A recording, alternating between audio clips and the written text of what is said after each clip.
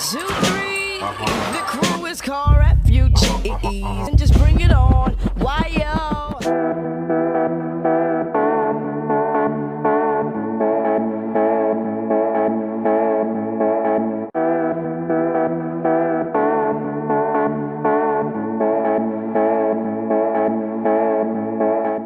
Yang lagi ngudut santuy sambil menyusui anaknya.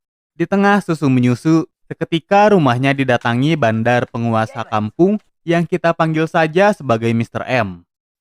Mr. M ingin menagih uang penjualan narkoboy pada si ibu.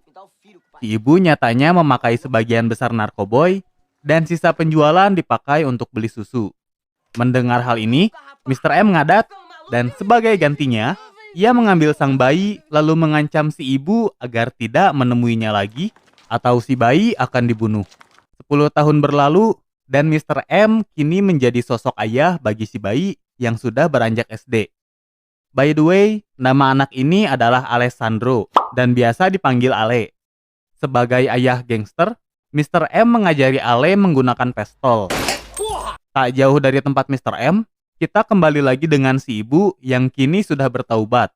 Semenjak kehilangan anaknya, ia sering ikut kerohanian di gereja. Mari kita sebut ia sebagai si mamah. Adegan berpindah di suatu perkampungan kumuh yang biasa disebut favela, di mana kita diperlihatkan mengenai angkringan si ibu dirampok. Sesampainya di sana, di dekat kasir ia melihat ibunya sudah terbujur kaku. Kabar duka ini sampai ke bibinya. Si bibi lalu membawa Sandro ke rumahnya.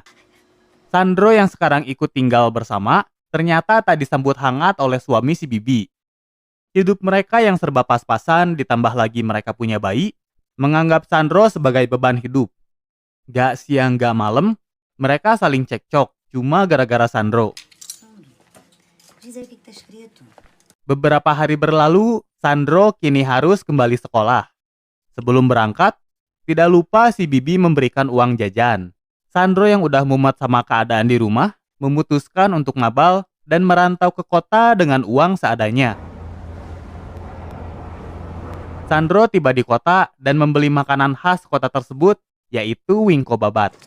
Sandro belum sampai ke kota tujuannya dan melanjutkan perjalanan menggunakan damri. Tapi uangnya tidak cukup.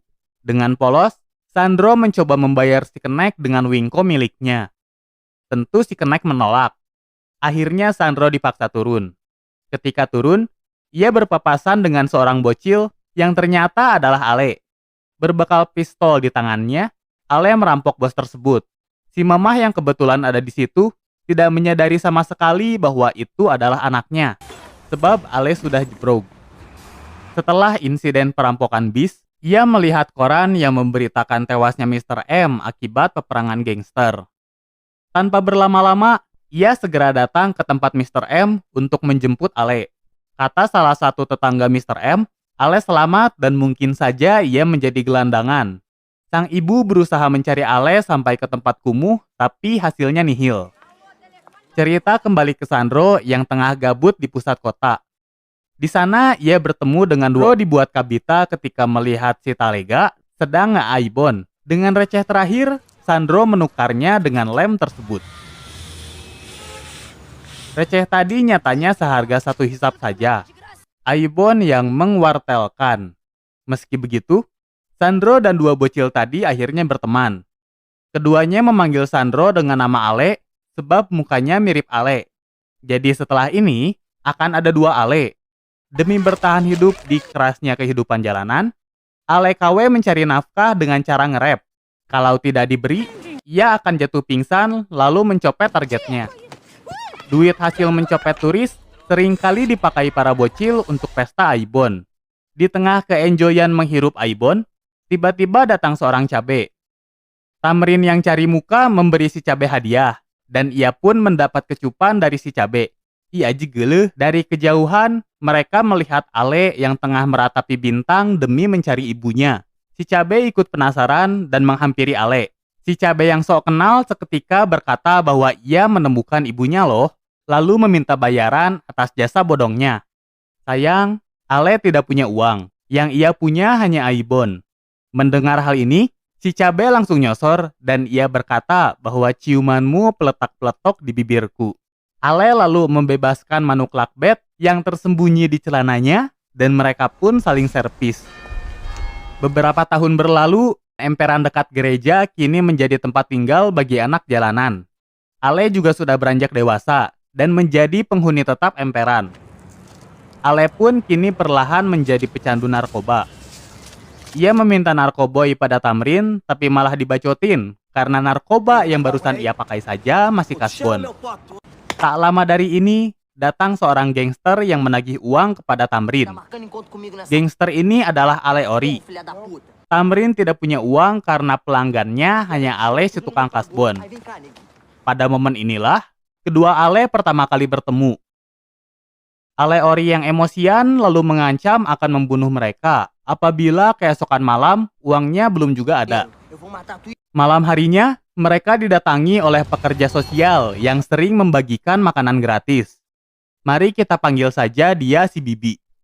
Si Bibi membawa jurnalis asal Perancis untuk meliput pahitnya kehidupan para anak jalanan dengan tujuan mencari donatur dari negara maju. Setelah selesai diwawancara, si Bibi lalu memberikan nomor miliknya kepada Ale KW. Kegiatan pada malam ini akhirnya selesai. Mereka semua tertidur dengan pulas. Malam penagihan hutang pun tiba. Ale dan Tamrin berencana untuk menelepon nomor si Bibi untuk meminjam uang.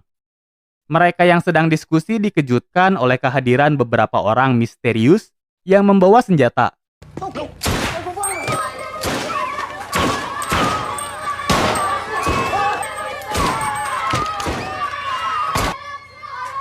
Ale berpura-pura mati demi mengelabui para penembak, sedangkan kedua sobatnya tak terselamatkan. Begitu mereka pergi, Ale segera mengunjungi wartel terdekat dan menelepon si Bibi untuk menjelaskan tragedi yang menimpanya. Dengan sigap, si Bibi lalu membawa anak jalanan ke tempat persembunyian. Tak terlalu lama, Ale Ori datang untuk menagih uangnya. Di sana ia terkejut ketika melihat banyak anak jalanan yang sudah tewas. Dari kejauhan terdengar suara sirine. Belum sempat kabur, Ale Ori yang membawa pistol lalu ditangkap karena dianggap sebagai pelaku penembakan. Sebagai informasi, insiden penembakan ini dilakukan oleh oknum kepolisian. Berdasarkan kisah asli dari penyintas, motif para oknum ini adalah bagian balas dendam atas insiden pelemparan batu kepada mobil polisi yang dilakukan oleh anak jalanan. Di tempat persembunyian, si Bibi berencana meliput insiden di emperan yang dikenal sebagai pembantaian Candelaria. Ale KW kemudian diminta untuk menjadi narasumber. Dengan bakat nge-rapnya, Ale kemudian menceritakan realitas kehidupan di jalanan. Aksinya lalu disiarkan di TV setempat dan dilihat oleh si Mamah. Setelah ini, anak-anak jalanan diminta untuk menuliskan keluh kesah mereka melalui surat. Sebab Ale tidak bisa baca tulis, si Bibi berniat mengajarkannya, tapi ia nggak mau. Sebagai gantinya, Ale malah mencuri uang si Bibi untuk dibelikan narkoba. Ale KW dengan hikmat menyicipi narkoboy yang dibelinya. Tamat. Ia yang lagi hikmat tiba-tiba terkejut ketika sekumpulan polisi datang. Akhirnya Ale pun dibawa dan dijebloskan ke penjara anak karena usianya belum 18 tahun. Di penjara, Ale KW bertemu dengan Ale Ori. Mungkin ini yang disebut dengan dunia itu sempit. Sebab masih menahan dendam atas hutangnya yang belum dibayar, Ale Ori berniat menusuk Ale KW, tapi seketika rencananya gagal. Tidak sengaja narkoba milik Ale Ori terjatuh dan segera diinjak oleh Ale KW. Tujuan Ale melakukan hal ini tak lain karena ingin melindungi Ale Ori dari perbuatan kejam sipir penjara. Si sipir meminta ia mengangkat kaki. Ia pun dipres habis-habisan, lalu dibawa dari lapangan. Hari semakin larut. Ale KW lalu dibebaskan. Dengan tubuh yang semakin tak berdaya, ia dihampiri oleh Ale Ori. Mengetahui solidaritas Ale KW, Ale-ale ini kemudian berteman. Singkat cerita, di suatu hari, mereka didatangi oleh si Mamah. Si Mamah ternyata mendapatkan lokasi ini setelah bersusah payah mencari informasi dari si Bibi. Ia ingin bertemu dengan Ale yang dulu tinggal bersama si Bibi. Si Mamah lalu bercerita mengenai masa lalunya kepada Ale KW. Dari mulai Ale yang dibawa Mr. M, sampai si Mamah yang sudah menikah dengan pastor gereja dekat rumah. Ale KW hanya bisa terdiam ketika mendengar hal ini. Di dalam hati, ia tahu kalau Ale yang dicari si Mamah bukanlah dirinya. Ale KW kemudian melarang si Mamah untuk mengunjunginya kembali. Si Mamah tidak patah semangat. Ia kembali mencurahkan isi hatinya melalui surat. Karena tak bisa membaca, Ale Ori diminta untuk membacakannya.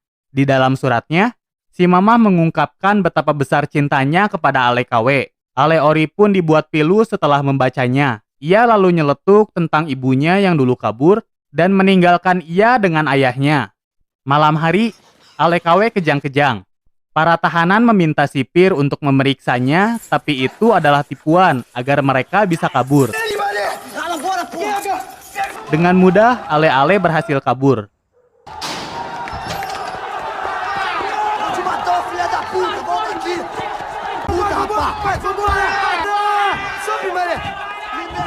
Ale-Ale kembali ke kediamannya. Tanpa istirahat, mereka langsung tancap gas ke pantai terdekat buat merayakan kebebasan mereka. Mengetahui banyak gadis cantik di pantai ini, Ale Ori memperingatkan Ale KW agar tidak terbuai tipu daya mereka. Sebab di Harkosin itu sakit. Ale-Ale pun mencari target per week-weekan. Tanpa ancang-ancang, Ale KW langsung nyosor ke salah satu gadis di sana. Si gadis yang ternyata adalah si Cabe, teringat kecupan gurih rasa lontong kari ini hanya milik Ale KW semata. Demi melepas kerinduannya, Ale KW diberondong ke rumah si Cabe untuk melakukan servis ulang. Sesudah ganti oli, si Cabe berpamitan karena ia harus mengganti oli pria lain. Mereka lalu berpisah dan Ale KW juga pergi kerja sebagai tukang begal. Hasil begal yang kebetulan cincin lalu dibawa oleh Ale KW. Dengan penuh semangat, Ale KW pergi ke kediaman si Cabe. Ia meminang si Cabe dengan kemampuan rapnya. Ini cerita tentang pahitnya hidup. Dengar lagu ini langsung lo ngajak ribut, nggak takut. Juta orang bilang mending gua langsung cabut.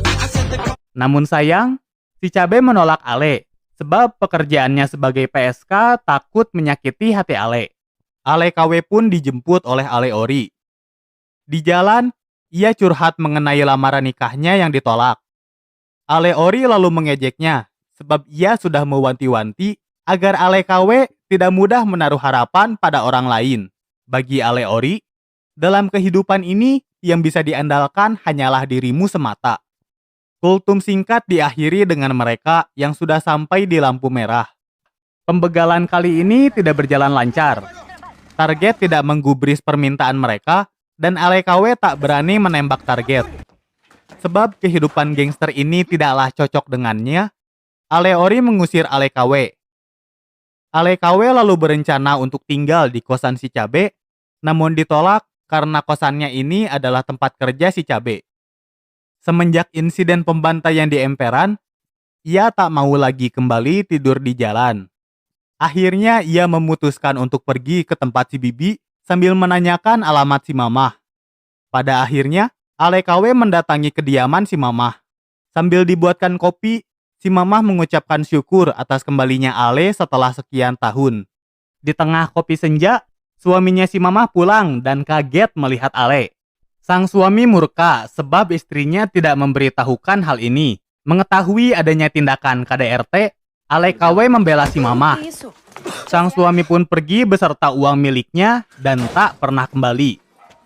Beberapa hari kemudian, Ale pergi meminjam uang kepada si Bibi.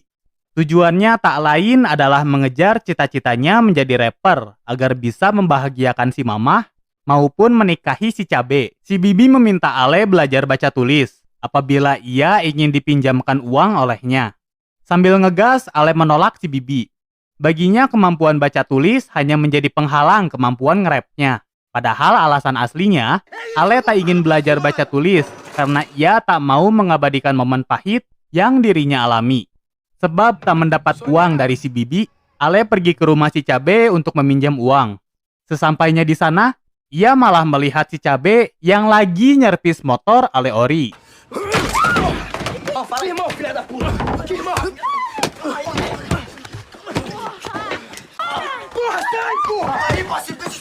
Pengkhianatan demi pengkhianatan dari orang yang ia sayang membuat hatinya hancur. Ale pun kembali menggunakan Aibon, sebab hanya Aibon yang mengerti dirinya. Di sepanjang jalan, Ale melampiaskan kemarahannya pada siapapun, termasuk pada PSK di sana yang mengingatkan ia pada si Cabe. Alhasil, ia digebug oleh polisi yang patroli di sana. Di pagi hari, Ale pulang ke rumah dengan keadaan gak karuan. Ia mencoba memeluk si mama yang udah nunggu kepulangannya dari kemarin. Tapi si mama yang kesal mengabaikannya. Rasa penolakan yang bertubi-tubi membuat Ale mulai kehilangan kendali atas hidupnya dan kian menyalahkan keadaan. Kebaikan perlahan dilahap kebencian. Ia bahkan nekat merampok rumah suami si mama.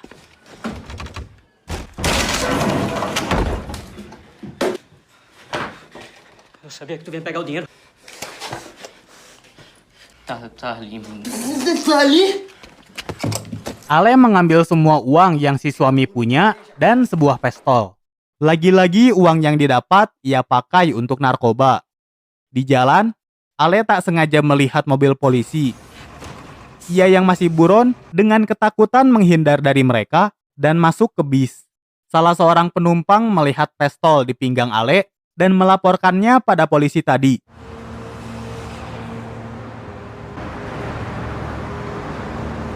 Para polisi mengejar bis tersebut dan memberhentikannya. Ale terbangun dan mengetahui bahwa ia akan ditangkap. Dengan panik, ia segera menutup pintu bis dan menyandra para penumpang. Ale sendiri sebenarnya tidak ingin melukai siapapun. Bahkan ia membiarkan salah seorang penumpang menelepon bosnya untuk absen kerja. Ale lalu menyuruh penumpang lain untuk menyetir bis, tapi ia nggak bisa. Si penumpang ternyata adalah mahasiswa. Ale menyuruhnya turun supaya ia tidak telat ke kampus. Ale menunjuk penumpang lain. Si penumpang sama-sama nggak bisa nyetir dan memohon Ale agar membebaskannya sebab ia memiliki anak. Ale tidak tega dan menyuruhnya turun. Si penumpang berkulit hitam disangka berkomplot dengan Ale.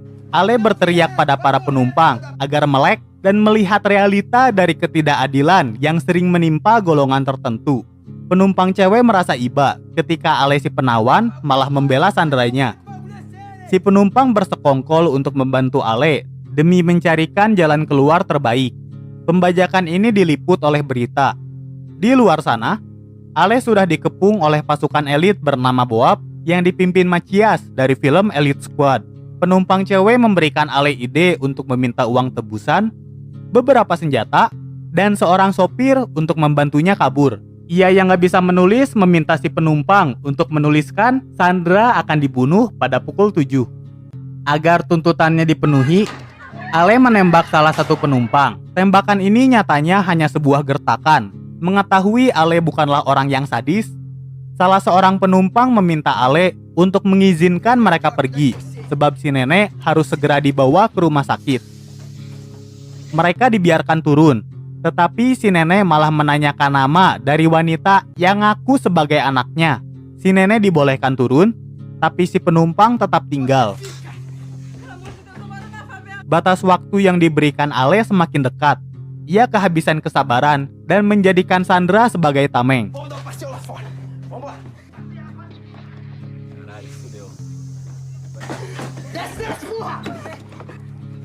Dari belakang, polisi berniat menembak Ale. Tapi sayang, polisi malah menembak Sandra dan Ale yang kaget juga ikutan menembak Sandra. Si Sandra tewas di tempat. Kerumunan menyerbu masuk sambil berkata bahwa polisi dan Ale adalah pembunuh. Dari kejauhan, ternyata si Mamah dan si Bibi sudah ada di lokasi. Mereka berdua hanya bisa melihat Ale diringkus oleh Boab. Ale kemudian dibawa ke mobil Kijang. Tiada henti Ale melawan mereka.